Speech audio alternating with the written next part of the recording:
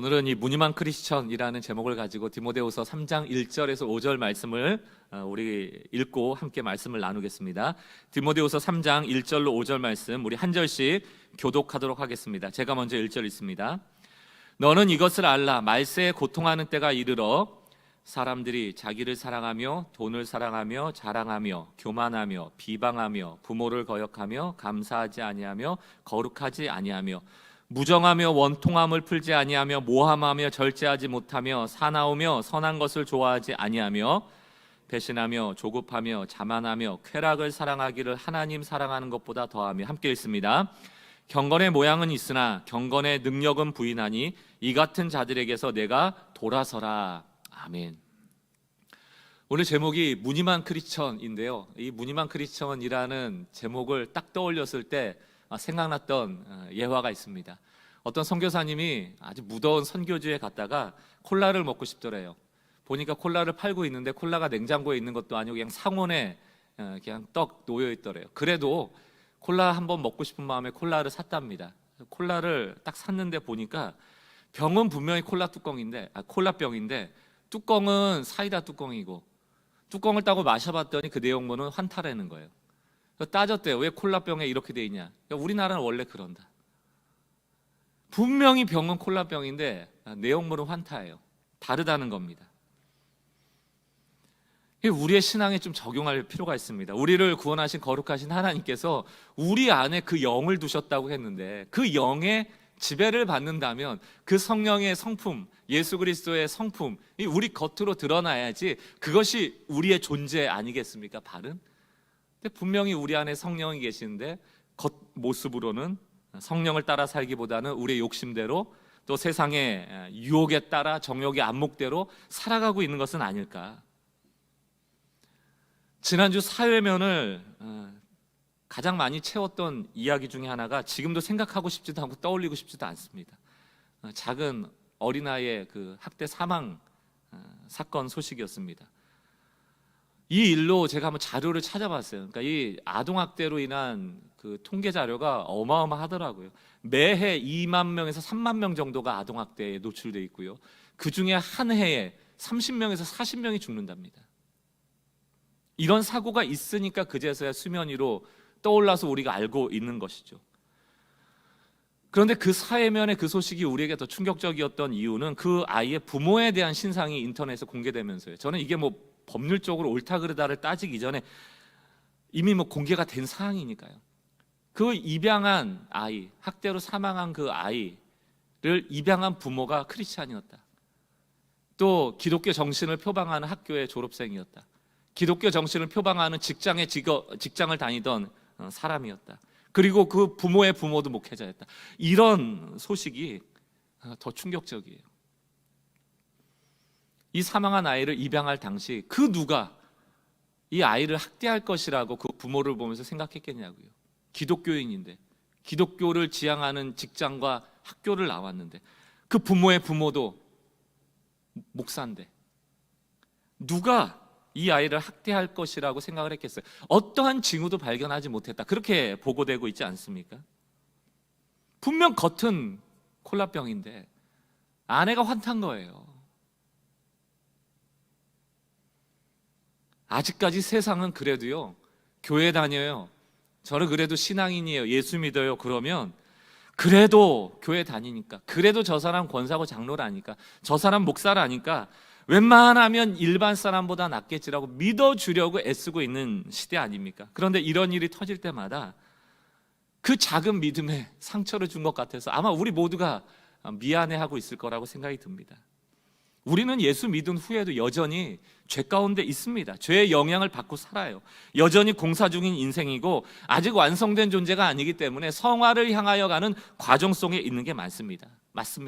그렇기 때문에 우리는 조금만 방심하면, 우리가 조금만 말씀과 기도 생활에서 멀어지면 우리 역시 우리 안에, 내 안에 통제되지 않는 괴물이 여전히 살아 꿈틀거리고 있다고요. 여전히 살아 꿈틀거리고 있어요. 우리도 우리 안에 괴물이 있다니까요. 예전에도 한번 말씀드렸던 독일의 정치 철학가입니다. 여자분이죠. 한나 아렌트가 얘기했던 악의 보편성, 악의 평범성. 악은요, 뿔 달린 사람이 겉으로 봤을 때 저 사람 죄 지을 것 같아 보이는 사람이 악한 사람이 아니에요. 그 사람만 죄를 짓는 게 아니에요. 유대인들을 대학살한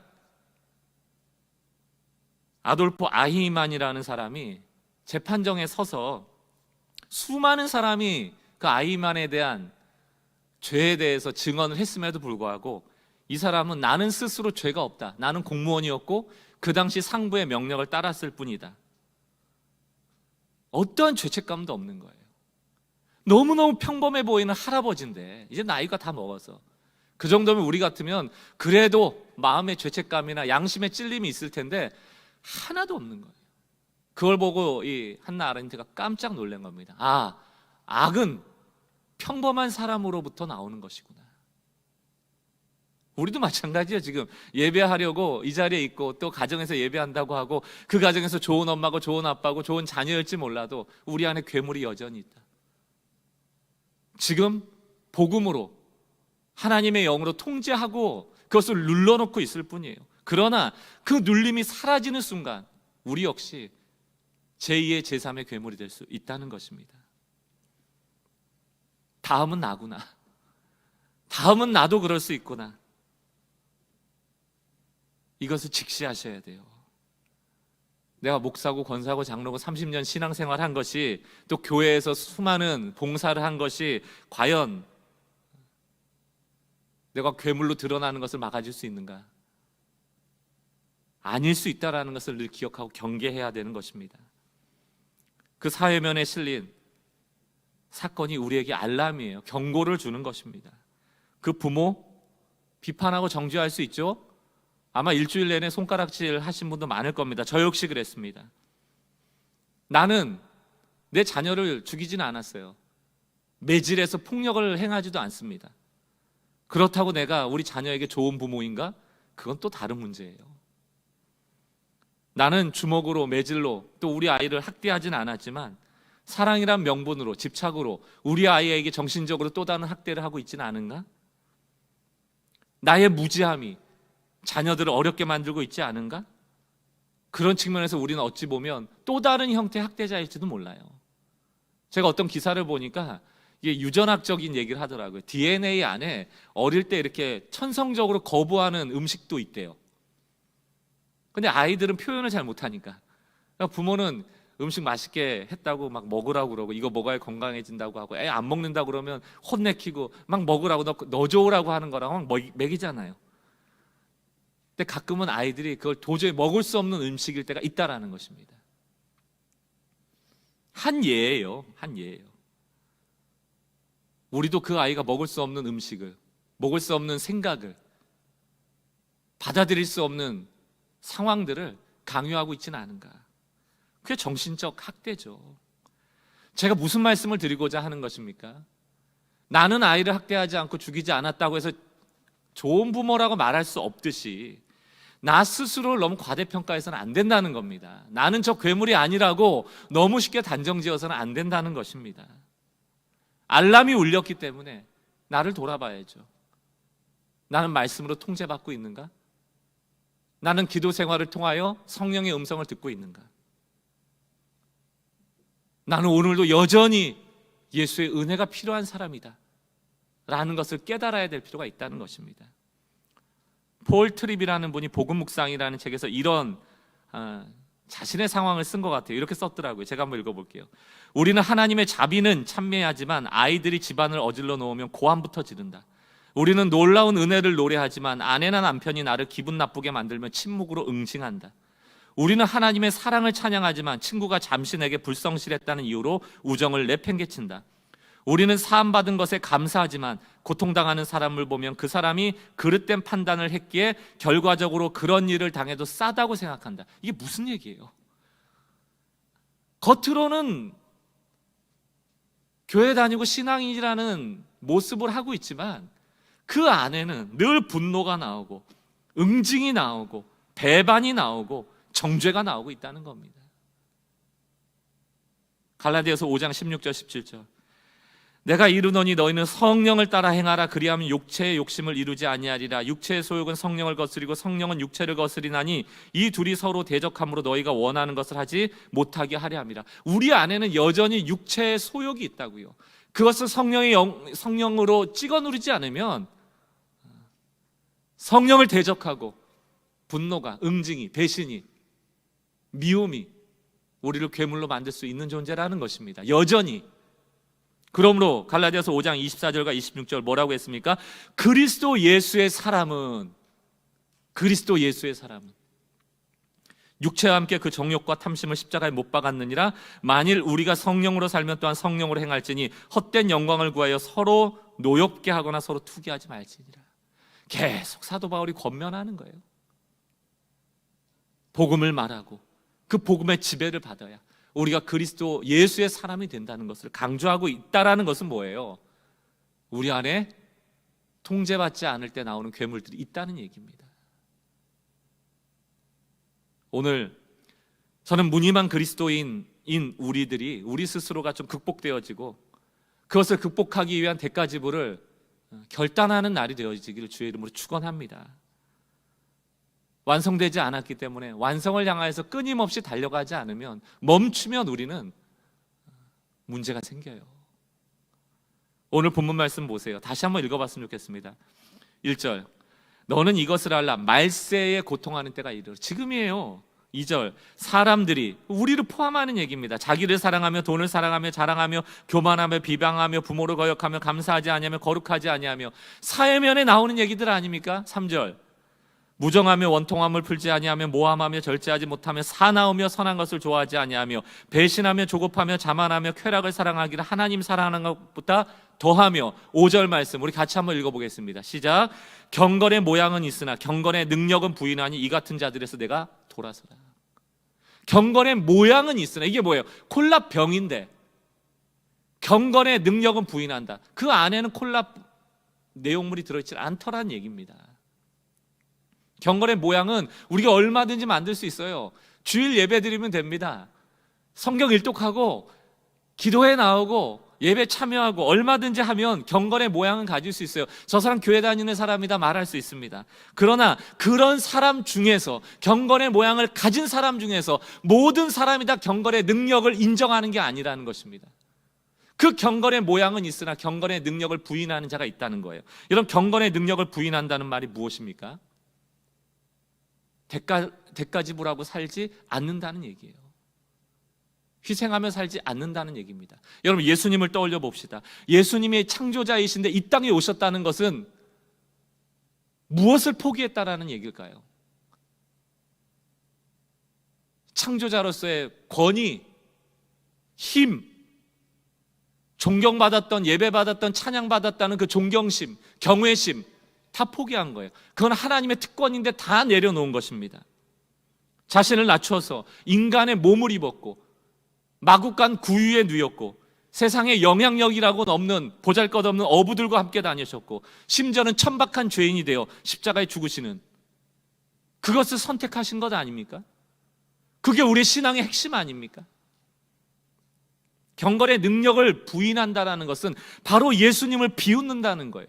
쓸데없는 짓 하셨네, 멍청한 짓 하셨네, 뭐하러 하늘의 권세를 버려, 뭐하러 하늘의 부귀영화를 버려, 뭐하러 존경을 버려, 뭐하러 인간이 돼, 멍청한 짓 하셨네. 경건의 모양은 있지만 예수님의 삶을 비웃는 사람이 있다는 것입니다. 비웃기 때문에 그 삶을 선택하지 않는 거예요. 나는 교회에서도 제법 괜찮은 사람이라고 인정받을 것이고 세상에서도 절대 손해보지 않을 거야. 나는 경건한 삶을 살지 않아도 경건한 사람인 척 위장할 것이고 사실은 경건하게 살지 않음으로 세상에서도 성공할 거야. 여러분, 성공이 나쁘다는 건 아니에요. 그러나 위선적인 사람이 되어서는 안 되죠. 이런 상황을 존 스토트 목사님이 기독교의 기본 진리라는 책 안에 너무 신랄하게 적어놨어요. 제가 좀 긴 글이지만 PPT로 여러분들에게 보여주고 같이 읽어보겠습니다. 제가 한번 읽어볼게요. 기독교인의 세계는 반쯤 짓다가 버려둔 망대의 파편들, 즉 건축을 시작했다가 완성하지 못한 폐허들로 덮여 있다. 경건의 능력을 인정하고 경건을 쌓아가야 됨에도 불구하고 경건의 모양만 갖춘 반쪽짜리 신앙인들에 대한 이야기예요. 건축을 시작했는데, 신앙생활을 시작은 했는데 완성되지 못한 폐허들, 매년 수천 명의 사람들이 그리스도를 따를 때 치러야 할 비용을 계산해 보지도 않고 따르겠다고 나선다. 그 결과는 오늘날 기독교의 커다란 수치인 소위 명목상 그리스도인, 경건의 모양만 갖춘 그리스도인, 이름만 신앙인인 그런 그리스도인. 그 다음 페이지요. 기독교 문화가 보편화된 나라에게서는 많은 사람이 고상하지만 얄팍한 기독교 신앙의 가면을 쓰고 있다. 그들은 존경을 잃지 않되 불편하지 않은 범위 내에서 신앙생활을 한다. 그들의 종교는 크고 안락한 쿠션이다.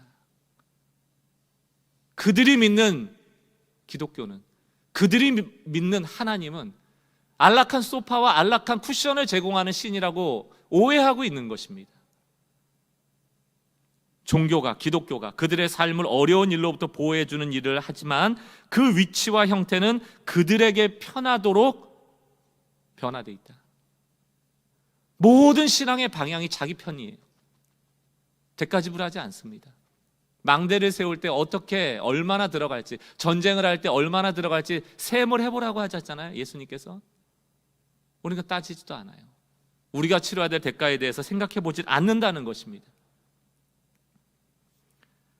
바로 경건의 모양만 갖춘 사람들이 많아졌기 때문에 나오는 현상들이 지금 기독교에 손가락질 당하는 원인을 제공하고 있다라고 생각을 합니다. 점점 예수를 전하는, 복음을 전하는 길들이 막혀지고요. 세상 사람들이 예수를 믿고 구원받아야 될 것인데 그 구원의 길들이 막혀지고 있는 것 아닙니까? 이것이 한 개인이 경건을 쌓아가는 데만 강조점이 있는 것이 아니고요. 공동체의 문제예요. 내 한 사람의 경건의 훈련을 선택할 때 그것이 공동체를 살리고 하나님 나라를 세워가는 그런 책임감이 우리에게 주어져 있다는 것입니다. 그러므로 나로부터 시작되는 영적인 부흥을 꿈꿔야 되고요. 그것을 꿈만 꾸는 것이 아니고 실제적으로 대가지불하고 훈련받지 않으면 교회 공동체는 건강해질 수가 없고요. 하나님의 나라는 확장될 수가 없어요. 다 우리의 책임입니다. 우리가 좀 무겁게 여겨야 돼요. 그런 의미에서 한번 따라해 보겠습니다. 나는 훈련이 필요하다. 훈련받지 않으면 뭐가 나온다고요? 괴물이 나온다니까요. 나도 사회면을 장식할 수 있는 그 한 사람이 된다니까요. 디모데전서 4장 7절 8절, 망령되고 허탄한 신화를 버리고 경건에 이르도록 자신을 연단하라. 연단하라가 뭡니까? 영어로 work hard거든요. 열심히 훈련하라는 거예요. 그냥 하면 안 돼요. 열심히 해야 된다는 거예요. 8절, 육체의 연단은 약간의 유익이 있으나 경건은 범사에 유익하니 금생과 내생에 약속이 있느니라. 여러분, 건강 해줘야 된다라고 할 때 여러분 운동하시잖아요. 얼마나 열심히 하세요. 또 여러분들 시험 잘 봐야 된다고 할 때 공부하시잖아요. 밤을 새워 하시잖아요. 성공해야 된다, 돈을 벌어야 된다 하면 눈코 뜰 데 없이 새벽부터 일어나서 밤까지 돈 벌기 위해서 애를 쓰는 삶을 살잖아요. 그렇다면 우리가 우리 스스로에게 물어봅시다. 과연 우리는 우리의 영혼을 위해서, 하나님 나라 백성으로의 삶에 성공하기 위해서, 하나님의 자녀다워지기 위해서 우리는 얼마만큼의 시간과 노력을 들이고 있는가? 여러분 스스로 답해 보세요. 혹시 우리가 시간과 노력은 좀 덜 들이면서 더 많은 효과를 기대하는 신앙의 묘수들 찾고 계신 것 아니에요? 유명하다는 목사님 설교 기웃기웃대고, 그게 우리를 바꿀 때 필요한 거죠. 그걸 듣는 게 무슨 의미가 있습니까? 30일 만에 영어 회화, 이 책만 보시면 30일 만에 영어를 할 수 있습니다. 그래서 우리 책 얼마나 많이 샀어요? 영어가 되던가요? 없어요. 외국어 배우려면, 좋은 성적 내려면, 튼튼해지려면 노력에 대한 시간, 절대 시간을 투여를 해야 됩니다. 30일 만에 외국어가 늘지 않는 것처럼 신앙도 반짝해서는 안 돼요. 효율이라는 게 없습니다.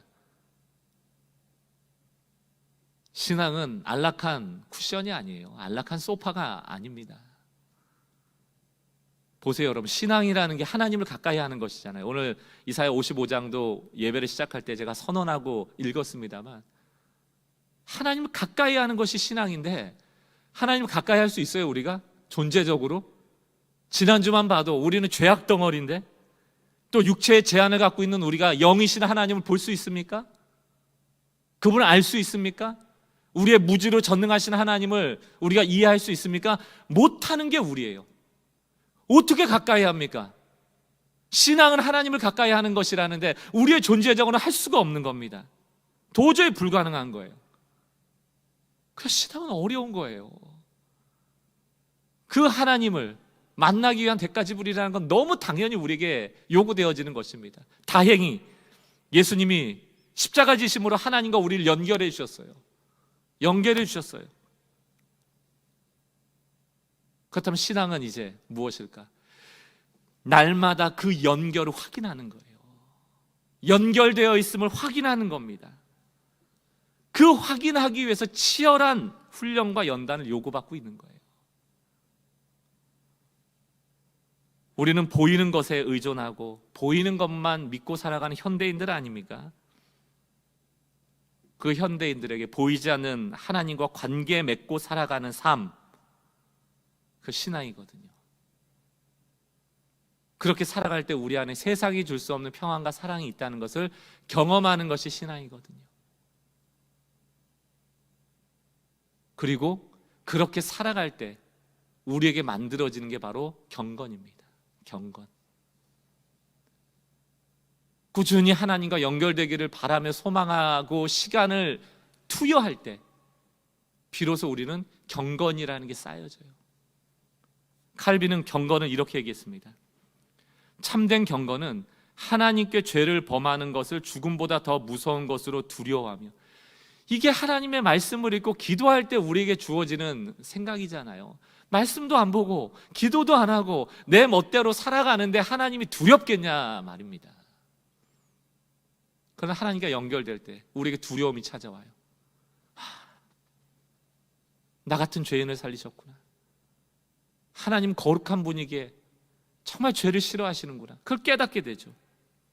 그리고 하나님을 그저 벌 주시는 두려운 분을 여기는 것이 아니고 아버지라는 그 신실한 사랑의 감정이 생겨나죠. 또한 그리스도와 분리될 수 없는 교제의 연합, 그리고 성령의 신비로운 교통으로 우리와 날마다 한 몸으로 함께 하시며 우리를 그리스도의 형상으로 닮아가게 하시는 것, 그게 참된 경건이다. 이렇게 칼빈은 얘기를 했거든요. 결국 하나님과 연결되어 있어야만 그 삶이 예수 그리스도의 형상대로 우리를 이끌어가는 그런 열매로, 그런 경건함으로 드러난다는 것입니다. 경건의 모양만 주어지는 것이 아니고 경건한 존재가 되어져 간다는 것이죠. 그리고 예수 그리스도의 형상대로 살아가는 것이 결코 손해가 아니다. 이것은 굉장히 가치 있는 일임을 우리가 깨닫게 되는 것이죠. 결국 참된 경건에 이르지 못하면, 경건의 모양만 갖고 있으면 우리는 제2의 제3의 괴물로 등장되어지고 나도 그 괴물이 될 수 있다라는 것입니다. 저는 오늘 좀 적용의 의미에서 여러분들에게 좀 간절히 권면드리고 싶어요. 날마다 구파파 저거 5분짜리 7분짜리 들어 뭐해, 이런 마음으로 하루를 시작해서는 결코 경건의 능력을 인정하며 살아가는 존재가 될 수 없습니다. 하루를 성경으로 시작하세요.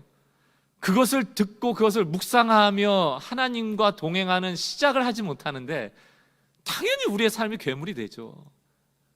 그 아침에 눈 떴을 때를 하나님께 통제받지 않는 삶이 어떻게 복된 삶으로, 어떻게 경건을 실천하는 삶으로 나가겠습니까? 그 시간을 들이지 못하는데 어떻게 신앙생활을 제대로 하겠습니까?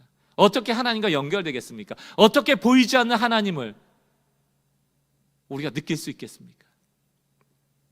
수요일에, 일주일의 중심에 다시 한번 주일 말씀을 들으면서 개인의 예배로 나가보세요. 소그룹에 참여하세요. 줌이나 영상으로 하는 게 불편하다, 볼멘 소리 제가 잘 알고 있습니다. 주의 이름으로 권면드립니다. 그만하세요. 그만하세요. 앞으로 줌과 영상으로 하는 시대가 지속될 겁니다. 여러분, 이럴 때에 불평하고 있는, 다리 꼬고 있는, 뒷짐지고 있는 그 소파와 안락한 쿠션에서 내려오십시오. 그리고 불편한 상황 속으로 들어가셔서 그 안에서 말씀하시는 하나님의 음성에 귀 기울일 수 있는 그런 결단이 우리 가운데 있기를 주의 이름으로 축원합니다. 지금도 하나님은 똑같이 일하세요. 줌으로도 일하시고 영상으로도 일하시고 유튜브로도 일하십니다. 하나님이 주권 영역에서 예외된 것은 아무것도 없어요. 하나님은 수단과 방법을 가리지 않고 우리와 연결되기를 원하실 것입니다. 우리가 마음만 있다면, 우리가 그 불편을 감수한다면 말이죠. 오늘 여러분들이 경건의 훈련을 위해서 단지 우리에게 주어진 한순간의 고난을 회피하는 그런 방법으로서의 신앙 말고요, 일평생 가지고 가야 될 경건의 훈련의 내용들을 잠깐 나누고 설교를 좀 마무리하려고 하는데요. 시편 61편에서 63편을 가지고 이 경건의 훈련을 해야 되는 이 원리를 두 가지만 좀 말씀을 드리려고 합니다. 여러분, 시편 61편에서 63편을 한꺼번에 좀 다루는 이유는 이것이 압살롬, 다시 말하면 다윗의 아들이 아버지인 다윗을 죽이고 왕권을 찬탈하려고 했던 배경을 중심으로 쓴 글이기 때문에 그렇습니다. 아니, 아들이 아버지를 죽이는 이러한 비극적 상황이 어떻게 있을 수가 있어요. 그런데 우리 주변에는 이런 문제들이 지금 생겨나고 있다. 그리고 이런 상황은 아니지만 우리가 살면서 영적인 압살롬을 만날 때가 있다는 거예요. 이게 뭐 관계적으로도 나를 미워하고 나를 괴롭히고 이유 없이 나를 속이고 배반하고 배려하지 않는 사람도 만나고요, 때로는 사람이 아니더라도 재정이나 건강이나 혹은 가족의 문제들과 같이 이런 영적인 문제의 압살롬을 만날 때가 있다. 매 순간 만납니다. 이것이 하나님과 연결을 끊을 때가 많고 하나님께 불평할 때가 많고 이것이 나의 경건의 훈련을 더디게 만들 때도 있다는 것입니다. 이럴 때 우리가 어떻게 이런 상황에서 경건의 훈련들을 해나갈 수 있을까? 제가 우리 교육자들을 통하여서 전하신방한 내용들을 전해 들을 때 마음이 많이 아파요. 뭐 어떻게 도와드려야 될지를 모를 정도로 어려운 상황들이, 그 가정의 문제들이, 건강의 문제들이 뭐 질비하더라고요. 그래서 이제 2월 달부터는 또 주중 기도회를 함께 하면서 우리가 기도로 그런 것들을 돌파하기를 원하는 것인데, 그런 상황에 놓여 있는 수많은 분들이 좀 이 참된 경건의 훈련을 놓치지 말고 그런 상황 속에서도 주님을 붙잡는 훈련을 해나가실 수 있기를 바라고, 이 훈련이 일평생 지속됐으면 좋겠어요. 두 가지만 말씀드립니다. 첫 번째는 참된 경건을 훈련할 때 두 가지 원리는요, 상대방 말고요, 문제 말고요, 나에게 주목하세요. 나에게. 이게 무슨 얘기인가? 상대방 말고 나에게 집중하라는 게 무슨 말인가? 우리는 문제가 생기면요, 그 원인 제공자에게 늘 탓을 합니다. 내가 문제라고 여기기보다는 누군가 때문에 내가 지금 힘들어 라고 상대방에게 문제의 원인을 찾죠. 다윗의 경우에도 만약에 우리라면 압살롬이 감히 나를 배반해? 압살롬 때문에 지금 이 어려움이 생긴 거야. 압살롬 때문에 내가 쫓겨난 거야. 압살롬 때문에 지금 내가 광야에서 힘든 거야 라고 불평할 수 있어요. 그리고 어떻게 기도할까요? 만약에 우리라면, 하나님, 압살롬을 없애주세요. 압살롬 너무 미워요. 압살롬. 기도를 보면 압살롬을 묵상하고 있는 거예요. 문제를 묵상하고 있는 거예요. 그래서 기도가 끝나고 나면 그 문제가 더 커져 있어요. 그 생각이 더 채워져 있어요. 문제가 더 강화되어 있어요. 차라리 기도를 안 하니만 못할 때가 많아요. 기도가 문제를 묵상하고 있으니까. 다윗은 달라요. 다윗은 압살롬에게 집중하지 않아요. 압살롬이라는 이름이 한 단어라도 나옵니까? 압살롬은 그 위기의 순간에 내가 어떤 존재인가를 곱씹습니다. 다윗의 시편을 보세요. 내가 어떤 상황에 놓여 있는가. 압살롬에게 쌓여 있는 상황을 보는 것이 아니에요. 시편 61편 2절. 내 마음이 약해질 때 땅끝으로부터, 땅끝이라는 건 벼랑 끝이라고 얘기할 수 있습니다. 주께 부르짖으오니 나보다 높은 바에서 나를 인도하소서. 나에게는 나의 부르짖음을 들으시는 하나님이 계시구나. 어떤 상황 속에서도 나에게는 나의 기도를 들으시는 하나님이 계시는구나. 나는 하나님이 기도 들으시는 존재다. 또 뭐라고 되어 있어요? 나보다 높은 바위로 나를 인도하소. 3절, 주는 나의 피난처시요 원수를 피하는 견고한 망대이십니다. 내가 적군이 올까 봐 두려워할 때마다 하나님께서 지켜주시는 거예요. 높은 망대에서 적군이 오니 지켜주시는 거예요. 우리는 다 볼 수 없지만 하나님이 보고 계시는 거예요. 아, 나는 하나님이 지키시는 존재구나. 하나님 지키시는 존재구나. 4절, 내가 영원히 주의 장막에 머물며 내가 주의 날개 아래로 피하리다. 나는 하나님의 집에 있구나. 압살롬이 나를 공격할지라도 나의 부르짖음을 듣는 하나님이 계시는구나. 나의 망대가 되신 하나님이 계시는구나. 나는 하나님의 집에서 하나님의 보호를 받고 있구나. 나에 대한 인식이에요. 사랑하는 성도 여러분, 여러분 지금 문제 가운데 있을 때 지금 문제를 묵상하고 계시는 것 아니에요? 여러분을 미워하는 그 대상을 묵상하고 있는 것 아닙니까? 괴물을 상대하다가 여러분이 지금 괴물로 변신하고 있는 건 아니에요? 그때 그럼에도 불구하고 여전히 나를 지키고 보호하시고 사랑하시며 나를 날개 품에 안아주시는 하나님이 계시다라는 것, 내가 그런 존재라는 것, 내가 사랑받는 존재라는 것을 기억하셔야 되는 것입니다. 시편 61편 5절도 한번 볼까요? 주 하나님이여 주께서 나의 서원을 들으시고 주의 이름을 경외하는 자가 얻을 기업을 내게 주셨나이다. 여기서 서원, 이 서원이라는 것을 우리는 하나님 내가 뭐 드리면 하나님 이거 주세요, 이런 흥정처럼 여길 때가 많아요. 아니 어떻게 하나님하고 거래를 합니까? 서원은 거래도 아니고 흥정도 아닙니다. 서원은 내가 하나님께 연결되어 있으므로 마땅히 올바른 삶을 살겠다는 자발적 헌신이에요. 그거 얻어내려고 이거 하나 드리는 게 아니란 말이에요. 이거 하나 드리고 더 큰 거 얻어내겠다는 흥정이 아니란 말이에요.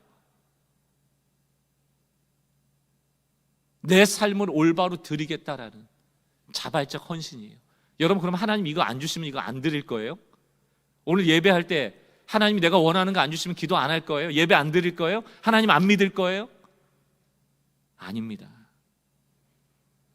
서원한다라는 것은 하나님, 내가 당신과 묶여 있습니다. 그리고 나는 불평하고 절망하지 않겠습니다. 나는 하나님이 계심으로, 하나님과 묶여 있으므로 나는 여전히 하나님을 신뢰할 것입니다.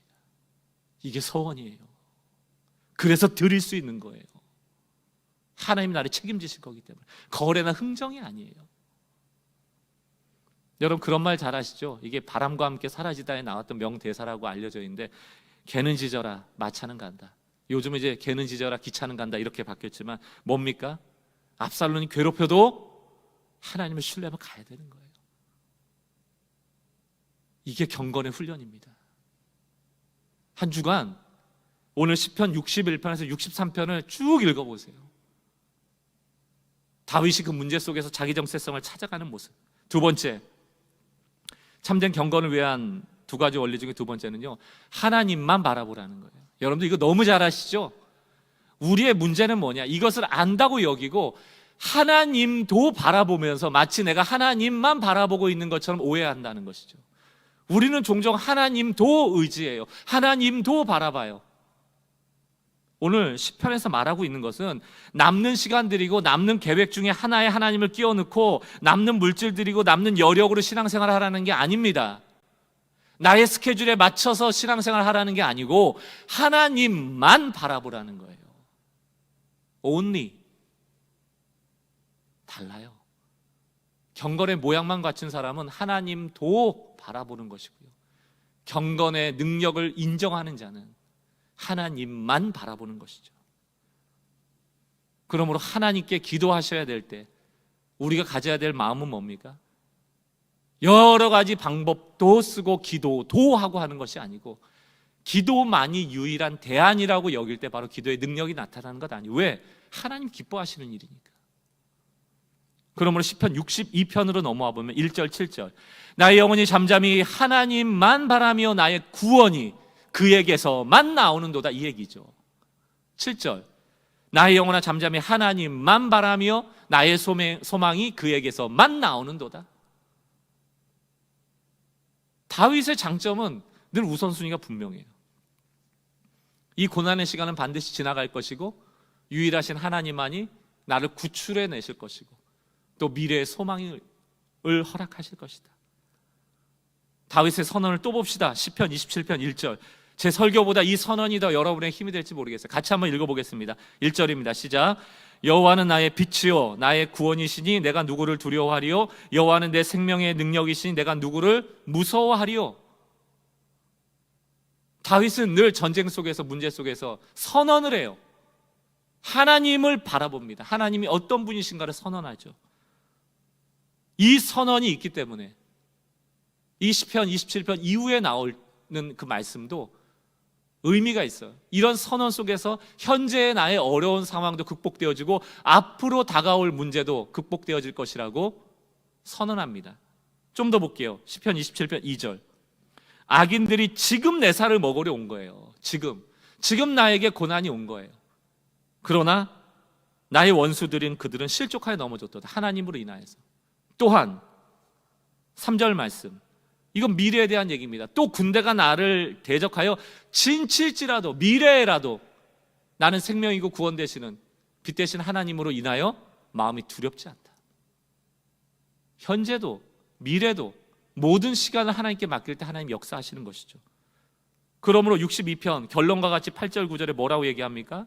백성들아 시시로 그를 의지하고, 시시로 그를 의지하고. 압살롬과 같은 그런 비참한 순간에도 시시로 그를 바라보고, 그의 마음 앞에 토하라. 하나님은 우리의 피난처시로다. 셀라. 아 슬프도다. 사람은 입김이며 인생도 속임수니 저울을 달면 그들은 입김보다 가벼우리라. 사랑하는 성도 여러분, 우리의 경건의 훈련을 방해하는 방해 요소 중에 하나가 뭐냐면 우리의 무지함이에요. 그 무지함이 뭔가? 우리는 나에게 닥친 문제의 무게를 잘못 달고 있다. 우리의 문제의 무게를 그 무게 이상으로 여기고 있다. 그러므로 위축되는 겁니다. 하나님의 힘을 축소하고 문제의 크기를 무겁게 여겨버리는 거예요. 사랑하는 성도 여러분, 이거는 오늘의 고난을 넘어가는 비법과 같은 것이 아니고 우리가 일평생 가져야 될 경건의 훈련입니다. 내가 사랑받는 존재라는 걸 놓치지 마세요. 어떤 상황에서도. 또 하나, 하나님도 바라보는 것이 아니고 하나님만 바라보시길 바랍니다. 결론을 나눕니다. 파스칼이라는 사람이 이런 얘기를 했다고 합니다. 인류의 모든 문제는 방에 홀로 조용히 앉아있지 못해서 발생한다. 이게 뭐 신앙적으로 한 얘기는 아닐지라도 우리가 신앙적으로 풀어볼 필요가 있어요. 우린 너무 말이 많고요. 우린 너무 조급하고요. 우리는 문제만 생기면 그 무게가 무거운 것으로 여기고 이것저것 뛰어다니면서 사람 만나고 다니고요. 전화 걸고요. 물론 그런 어려움들이 서로에게 나누어지고 반감되어지고 도움을 받고 하는 것이 중요하죠. 그러나 그 누구보다도 하나님께서 이 문제를 알고 계시고 나를 보호하고 계시다는 확신, 그리고 하나님만이 이 문제의 구원과 소망 되신다는 확신, 이 안에 거하는 것과 이 밖에서 있는 것과는 엄청난 차이가 있다는 거예요. 분명히 저 사람 경건의 모양은 있는 것 같은데 문제 하나 딱 터지면 거기서 그의 능력이 나타나 버리는 거죠. 사랑하는 성도 여러분, 한 주간 그리고 우리의 삶을 살아가는 동안 뭐 전체 삶을 얘기하기 전에 오늘 한 주간, 이번 한 주간 여러분 실천하시길 바라요. 이 습관이 우리의 운명을 만든다고 얘기하지 않습니까? 작은 실천이 결국은 큰 것도 할 수 있는 어떤 동기가 되어지거든요. 이번 한 주 동안 좀 조용히 하나님과 대면하는 시간을 늘리세요. 부탁드립니다. 남는 시간 말고요. 남는 시간 말고 떼어드리십시오. 좀 여러분이 불편한 시간으로 떼어드리세요. 드라마 보는 시간으로 떼어드리세요. 오히려 잘 못 일어나는 새벽 시간으로 떼어드리시고요. 밤새 넷플릭스 보는 그 시간을 떼어드리세요. 거기에 능력이 나오는 겁니다. 목사님, 하나님만 바라본다는 게 뭡니까? 제가 말씀드릴게요. 시간을 떼어드리는 거예요.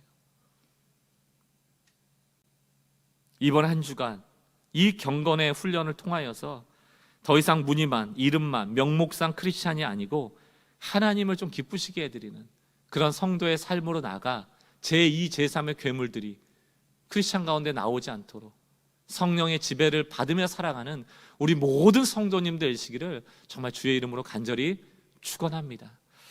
오늘 같이 찬양하고 기도를 통하여서 오늘 말씀을 잘 정리했으면 좋겠는데요, 날마다 숨쉬는 순간마다 우리 좀 찬양하고 우리 기도 가운데로 나갔으면 좋겠습니다.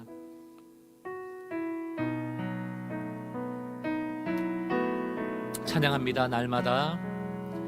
날마다 숨쉬는 순간마다 내 앞에 어려운 일 보내 주님 앞에 이 몸을 맡길 때 슬픔 없네 두려. 우리 처음부터 다시 한번 찬양합니다. 날마다 숨쉬는 순간마다 내 앞에 어려운 일 보내 주님 앞에 이 몸을 맡길 때 슬픔 없네 두려움 없. 주님의 그 자비로운 손길, 주님의 그 자비로운 손길 항상 좋은 것 주시도다. 사랑스레 아픔과 기쁨을 수고와 평화와 안식. 날마다 주님 내 곁에 계셔. 날마다 주님 내 곁에 계셔 자비로 날 감싸 주시네. 주님 앞에 이 몸을 맡길 때 힘주시. 아멘. 위로함 주네. 어린 나를 품에 안아주십니다. 어린 나를 품에 안으시사 항상 평안함 주시도다. 내가 살아 숨을 쉬는 동안 살피신다 약속하셨. 인생의 어려운 순간마다 어려운 순간마다 주의 약속 생각해보네. 내 맘속에 믿음 잃지 않은 말씀 속에 주님, 그 말씀이 우리의 위로입니다. 힘입니다. 주님의 도우심을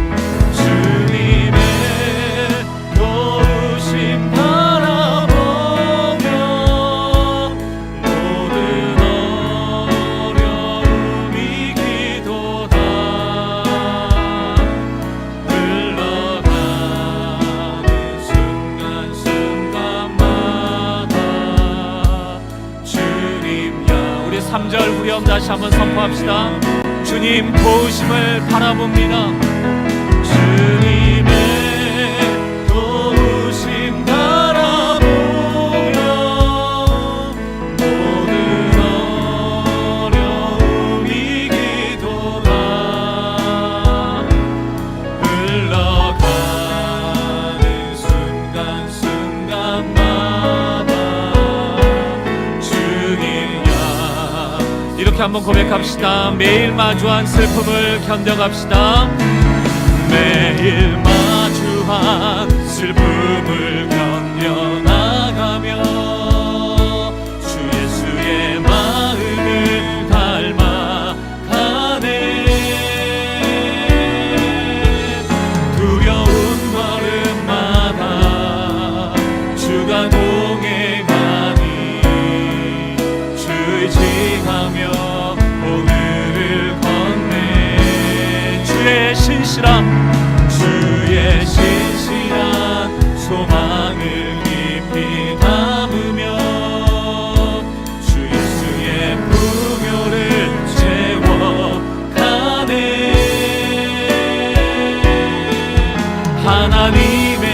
자녀 명예를 지켜가며 깊어진 삶을 우리 다시 한번 후렴 찬양하고 기도합시다. 매일 마주한 슬픔은 매일 마주한 슬픔을 견뎌나가며 주 예수의 마음을 닮아가네. 두려운 걸음마다 주가 공에 가니 주의지하며 모두를 건네. 주님 신실하십니다.